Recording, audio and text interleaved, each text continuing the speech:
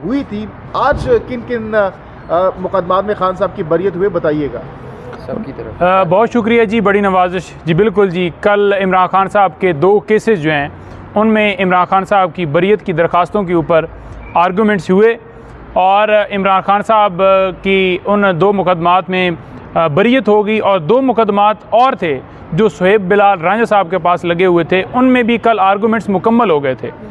आज अल्हम्दुलिल्लाह उन दोनों केसेस में इमरान खान साहब को बरी कर दिया गया है। टोटल मिलाकर कल 2 और आज 2, 4 केसेस में इमरान खान साहब इन 2 दिनों में बरी हो चुके हैं। इमरान खान साहब का इन FIRs के अंदर जो रोल था वो 109 का था कि इनकी माँ के ऊपर, इनके मशवरे के ऊपर तोड़ फोड़ हुई, जलाओ घिराव हुआ। अदालत के सामने सारा केस रखा गया, सारे शवाहिद उन अदालत ने देखे, कोई रिकॉर्ड के ऊपर कोई चीज़ थी ही नहीं, क्योंकि ये सारे केसेस बोगस झूठे हैं।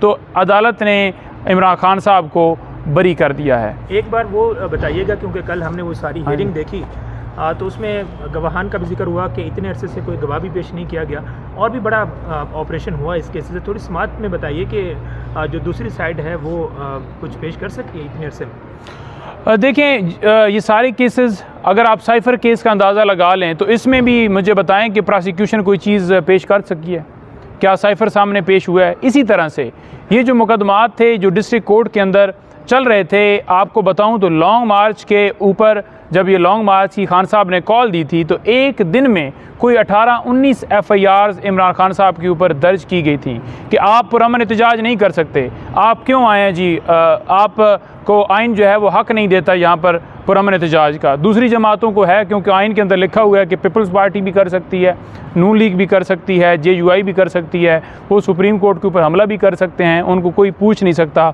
पाकिस्तान तहरीक इंसाफ या इमरान खान साहब अगर अदलिया की आज़ादी के लिए, अगर कानून की बालादस्ती के लिए कोई एहतजाज करते हैं तो उनके ऊपर कदगन है। हम इन केसेस को एज ए एग्ज़ाम्पल ले सकते हैं कि जिस तरह इन केसेस में हशर हुआ, बाकी जो केसेस है खान साहब पे वो भी इसी तरह की होंगी। देखें, इंशाअल्लाह ताला गाए बगाए आप देखेंगे कि ये सिलसिला जो है वो शुरू हुआ है और तमाम केसेस के अंदर इंशाअल्लाह ताला इमरान खान साहब के ये सारे अगर केसेस मेरिट के ऊपर फैसले दिए जाएँ तो कोई केस चलने के काबिल नहीं है। इंशाअल्लाह ताला कप्तान इमरान खान साहब तमाम केसेस से बरी होंगे जी। अच्छा, ये तो साहब एक चीज़ ये बताइएगा कि ये बड़ी अहम डेवलपमेंट है कि कल भी 2 केसेस में खान साहब को बरी कर दिया, आज भी 2 केसेस में फिर बरी कर दिया, टोटल 4 केसेस हो गए। ये बड़ी एक अच्छी खबर है कि उनके केसेस ख़त्म हो रहे हैं। लेकिन क्या जो डील की या कोई मुकमुका कोई ऐसी बात तो नहीं चल रही कि अचानक के कैसे इमरान खान साहब के ऊपर जो है तमाम हालात साजगार होना शुरू हो गए? क्या लगता है, वकीलों की जीत है या केस ही इतने कमज़ोर थे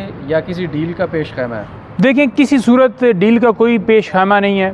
ये केसेस सारे जो हैं वो झूठे थे, ये केसेस सारे बोगस बनाए गए हैं। इन केसेस के अंदर कोई जान नहीं है। एक केस उठा कर देख लें, उसमें बता दें कि इमरान खान का कसूर क्या है। कसूर सिर्फ यही है कि उसने हक़ का कलमा जो है बुलंद किया, उसने ग़ुलामी मंजूर नहीं की, बल्कि उसने कहा कि ज़िंदगी और मौत अल्लाह ताला के हाथ में है, तो मैं झुकता हूँ तो सिर्फ उसके सामने झुकता हूँ।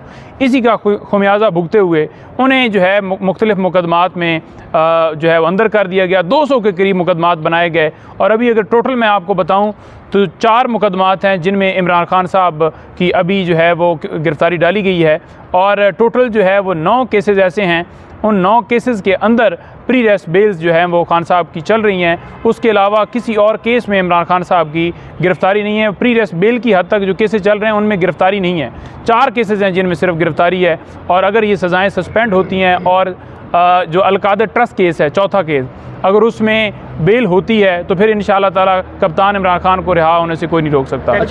टेक्निकल चीज़ों को तो आप बेहतर समझते हैं क्योंकि आप वकील हैं, लेकिन जब आवाम बात करती है तो वो सिर्फ एक ही बात पूछती है कि खान साहब बाहर कब आ रहे हैं। आवाम को तसल्ली कैसे देंगे? देखें, आवाम की अगर तसल्ली की बात की जाए तो आवाम जो है, आवाम को पता है कि इमरान खान साहब के ऊपर ये बोगस केसेस बनाए गए हैं और जिस दिन अदालत कोई भी अगर बैठ के 1 घंटा भी सुन ले सारे केसेस तो 1 मिनट के लिए उस घंटे से ऊपर नहीं चलने वाले। लेकिन मसला ये है कि अगर एक केस से रिहा हो तो दूसरे केस में गिरफ़्तारी, 3 MPU के तहत गिरफ़्तारी, नए मुकदमात नामजद। आज जो अदालत ने फ़ैसला दिया है बरियत के हवाले से, वो एक एग्जाम्पल सेट कर रहा है कि जितने इमाम के ऊपर दर्ज किए गए हैं केसेस वो तमाम इसी तरह के, इसी नौइयत के, इसी अंदाज में कि कोई शवाहिद नहीं है और इसी अंदाज से इंशाअल्लाह ताला वो बरी होंगे। ये जो एग्जाम्पल सेट हुई है अदालत की तरफ से, मैं ये देख रहा हूँ कि जितने भी केसेस हैं जिनमें खान साहब का 109 का रोल है, वो तमाम केसेस जो हैं वो बरी हो जाएंगे। अच्छा, ये जो केस लगा हुआ साइफर केस, अगर इसमें रिलीफ नहीं मिलता तो नेक्स्ट क्या होगा?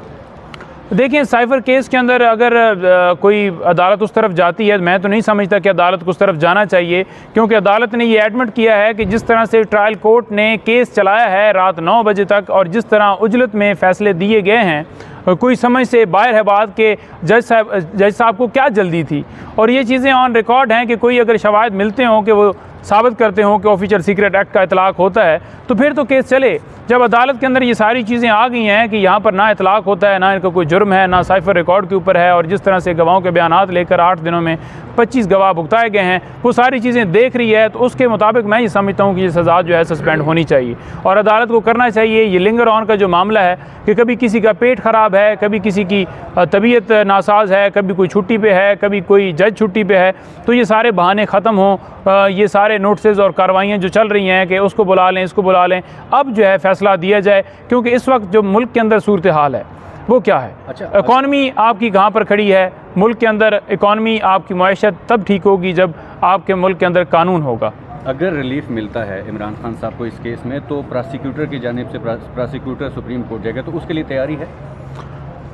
देखें, वो तो फ़ैसला उस वक्त देखा जाएगा कि क्या हम करते हैं। इस वक्त तो हम उम्मीद से खड़े हैं कि फ़ैसला हो, और बाकी केसेस भी हैं, दूसरा तोशाखाना केस है या इद्दत के दौरान निकाह वाला केस है, उनमें भी बरियत हो ताकि जो है वो सिलसिला आगे बढ़ सके। जी अच्छा, अगर दोबारा से ट्रायल का कह दिया जाता है मुअज़्ज़ज़ जज साहिबान की जानिब से, तो क्या वो पीटीआई की जीत होगी या फिर पीटीआई के लिए एक बहुत बड़ा धचका होगा?